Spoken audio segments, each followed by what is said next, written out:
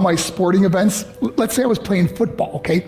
My mother would be on the sidelines, and if the play on the field started going one way, my mother would run along like, Mark, get him, get him! I'd be like, oh my gosh. I'd get in the huddle with the other guys, they go, Mark, is that your mother? I go, no, I never saw her before in my life. The greatest gift my mother ever gave me, she believed in me. I have overdosed on drugs on 3 occasions where I should have been dead. But I believe I was kept here for a reason. You show me your friends, I will show you your future. How do I know this? I hung out with losers, and I became the biggest loser of them all because I gave up everything I dreamt about as a little boy because of who I chose to surround myself with. My friends would drive me home at 2, 3, 4 in the morning. We'd be drunk and high, laughing in the car. We'd pull up in front of my house in New York. They go, Mark, the light's on. I go, oh man, my mother's up. See, my mom wouldn't go to bed until she knew her son was still alive. I'd walk in, she'd say, hi Mark, how was your night? I go, it was good, Mom, I'm just gonna go to bed. She goes, can I talk to you for a minute? I go, Mom, I'm tired, I'm just gonna go to bed. She goes, Mark, I haven't seen you all day and all night. Can I please talk to you? I said, man, just leave me alone. You bug me. I'd slam my bedroom door on the one person who believed in me. I was on a worldwide tour and we were wrestling overseas in Japan. After my wrestling match, I went upstairs in my hotel room and I fell asleep.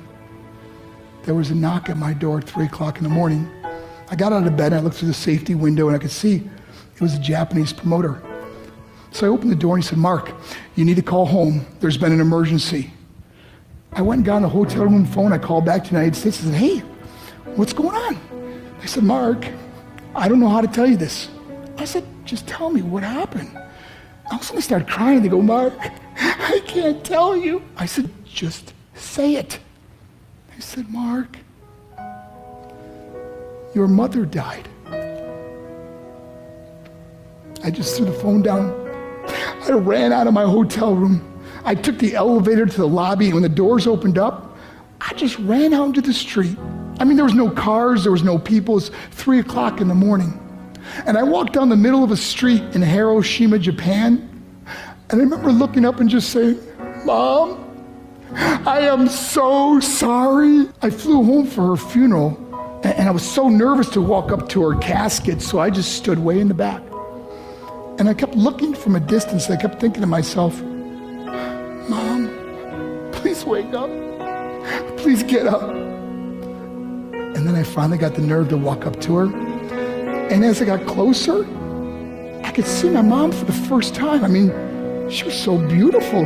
She was dressed in white. I mean, she looked like an angel. And I just stood over and I said, Mom, you are my hero.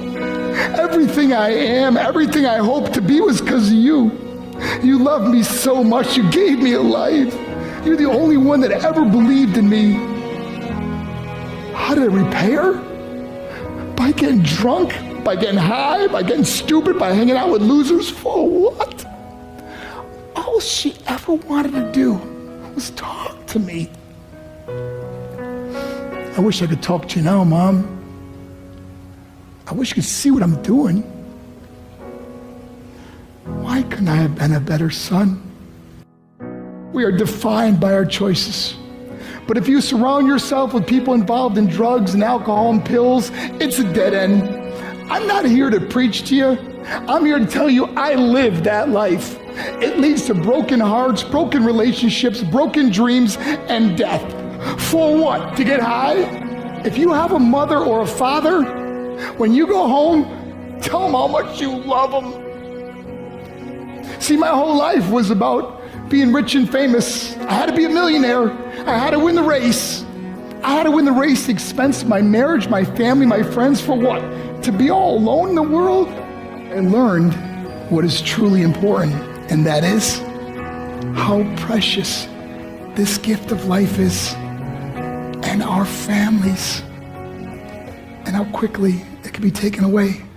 See, I no longer live in time, I live in moments. See, it's not what's in your pocket that matters, it's what's in your heart that truly matters. Love is just a word. until somebody comes along and gives it meaning. You're the meaning.